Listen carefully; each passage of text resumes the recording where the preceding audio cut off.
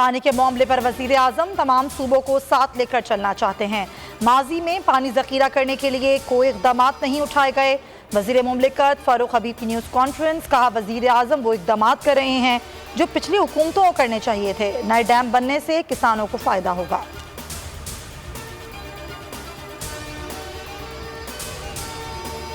Peoples party का पानी बहरान पर एहतजाज का ऐलान। निसार खोड़ो कहते हैं सिंध को इसके हिस्से का पानी नहीं दिया जा रहा।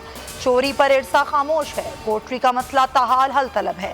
ठट्टा में भी पानी नहीं।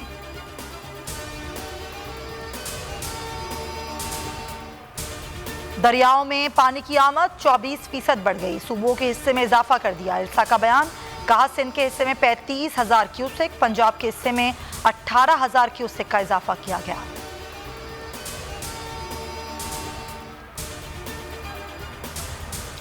मईशत दुरुस्त सिमत में गामजन है। आइंदा बजट में आवाम को रिलीफ देंगे। वजीर आजम इमरान खान का तर्जुमानों से खिताब।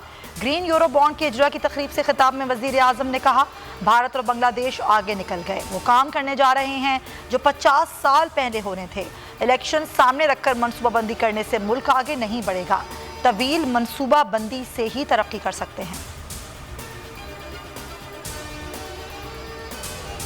हुकूमत ने मुल्क की तरक्की का सफर रोक दिया। खैरात से मईशत ठीक नहीं होती।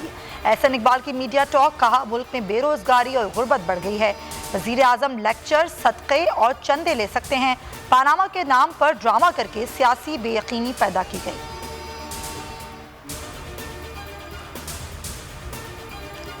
सियासत ना की जाए, इंसाफ दिया जाए। अली जफर की रिपोर्ट मुस्बत है।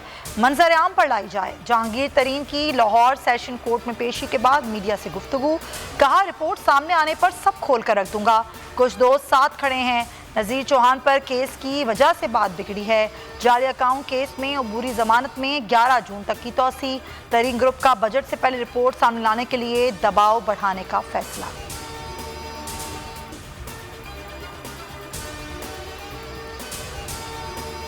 हुकूमत का के इलेक्ट्रिक को मुख्तलिफ तकसीम कार कंपनी में बदलने पर गौर शुरू।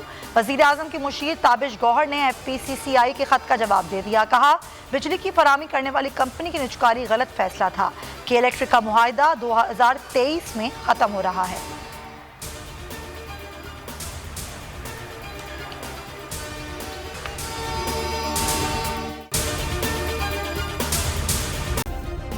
सब्सक्राइब करें और बेल दबाएं ताकि कोई खबर रह न जाए।